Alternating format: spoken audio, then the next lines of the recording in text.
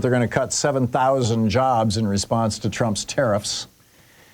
Yeah, so much winning. We just can't deal with it. All this winning. Meanwhile, you ever heard of the Republican Study Committee? The Republican Study Committee is this group of Republicans in the U.S. House of Representatives that think of themselves as grand intellectuals. They're well supported by the right-wing billionaires, particularly the fossil fuel billionaires, and they are major forces behind this piece of legislation that Trump calls the Big Beautiful Bill that Chuck Schumer just renamed the "Well, we're all going to die" bill, which is brilliant. Thank you, Joni Ernst. But the Republican Study Committee has a new idea that they want to roll out, and they will roll out for sure, and in fact put into law next year, if or maybe even sooner, if they can maintain their control of the House, the Senate, and the White House. And that is to raise the retirement age for Social Security to 69 by 2033, over the next 5 years, or the next 8 years. This would mostly impact Americans between 30 and 55 years old. These Social Security recipients would lose around $420,000 in lifetime benefits. Americans who are affected by this higher retirement age would receive roughly $3,500 less each year throughout their retirement. The lost payouts amount to about a 13% annual cut in Social Security payments, would impact 257 million retirees. The plan would begin in 2026, slowly raising the age up to 69 by 2023. Keep in mind, the last time the retirement age got raised from 65 to 67, that was done by Ronald Reagan and the Republicans, but they spaced it out over 33 years. They just added a few months every year to the retirement age. So it took 33 years to hit that full 37. These guys now want to take it from 67 to 69 over the course of the next 8 years. And the Republican Study Committee is dead serious about this. We don't need no stinking old people. And what this tells you is that they are so certain that Fox News, the average age of the Fox News viewer is 71 years old, at least according to the last, media survey I saw. Is probably a year or so ago, but Fox viewers are older, as are the viewers of the other right-wing networks, OAN and One American News. That's One American News and Newsmax. They all tend to be older, but in particular Fox. And Fox basically owns the Republican base. So, when you survey Republican base voters and you lay on them some of the false narratives that Fox has promoted over the years, they're all in on these things. They're clearly getting most of their information from Fox.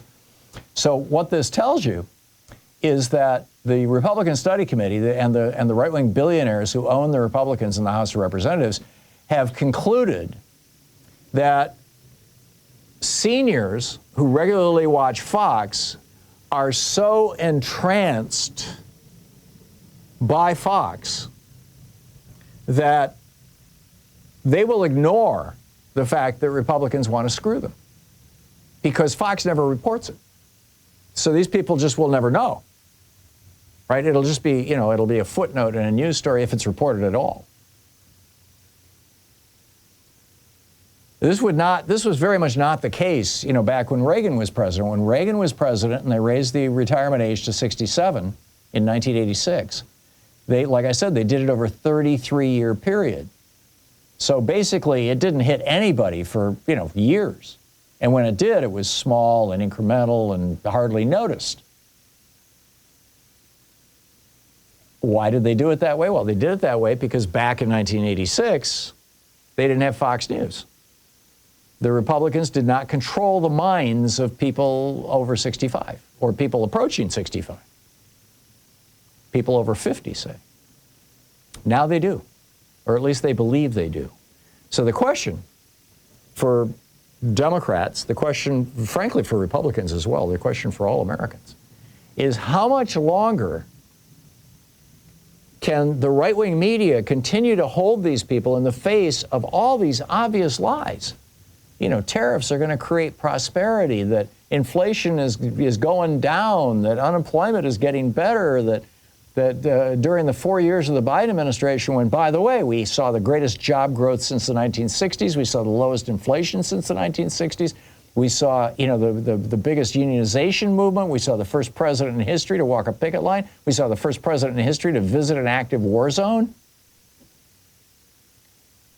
During the 4 years of the Biden administration, we just saw, you know, a extraordinarily positive transformation of America. We saw the end of the COVID pandemic.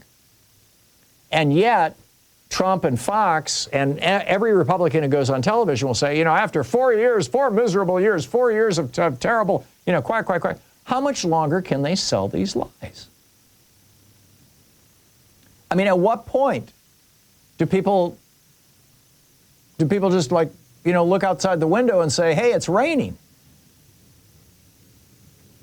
You know, it's the old saying, you know, it's a weatherman's job is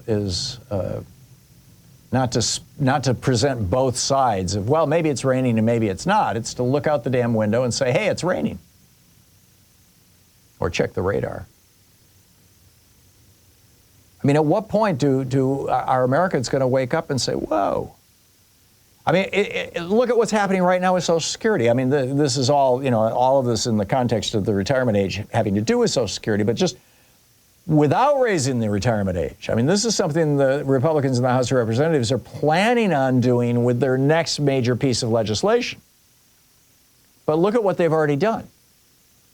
Big Balls and his friends have fired some 6,000, 7,000, 8,000 people from the Social Security Administration.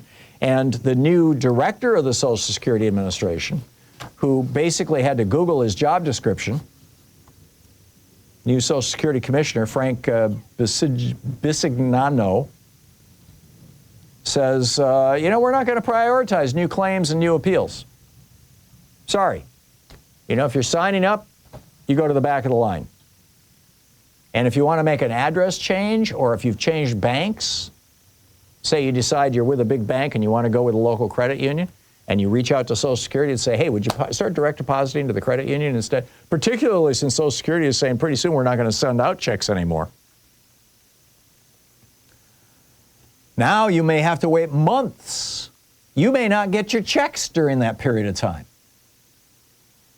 Making an address or bank account change can take you longer than usual, according to the Social Security Administration. Many beneficiaries could experience delays or even stopped benefits, Social Security employees told USA Today.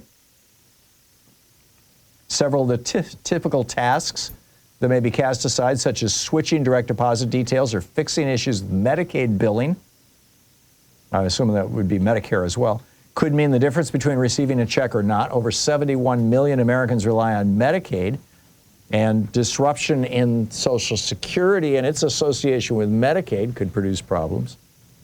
By the way, the Social Security Administration receives 400,000 phone calls a day.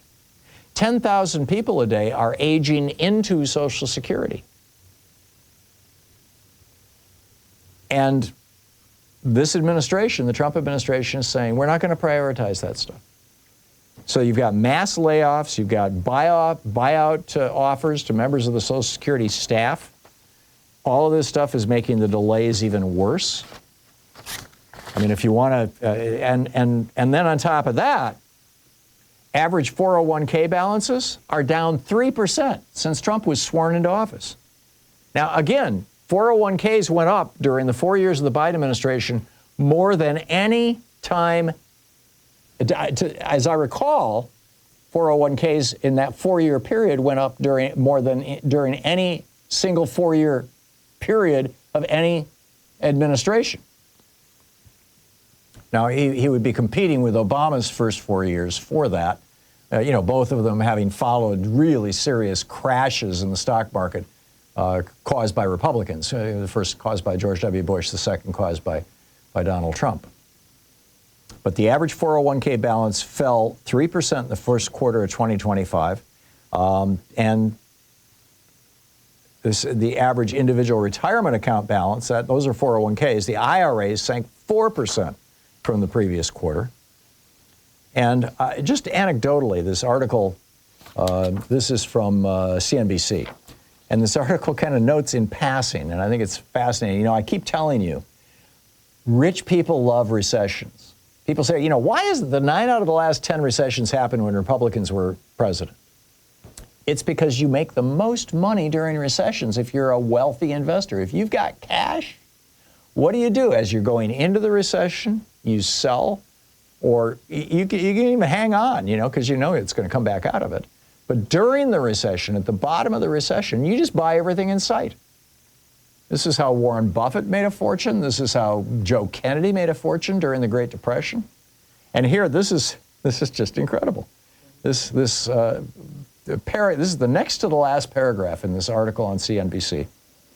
For example, the 10 best trading days by percentage gained for the S&P 500 over the past 30 years all occurred during recessions, often in close proximity to the worst days, according to a Wells Fargo analysis published last year. They want recessions. They want the market to crash because these are buying opportunities for billionaires. When COVID caused the stock market to collapse, you saw the biggest increase in billionaire wealth in the history of America during that year and the following year, 2020 and 2021. Billionaires love recessions. Rich people love recessions. And Trump is committed to giving it to them. I mean, you know, everybody's like, oh, you know, the inflation is going to come. There's a recession going to come because of these tariffs. Why is Trump doing this? He's destroying the American economy. Yeah, that's the whole point. Because he and his billionaire buddies will make more money. While the average person, you know, people with 401ks or IRAs are having to sell the stock because they just lost their jobs and take a 10% penalty just to get money to live on.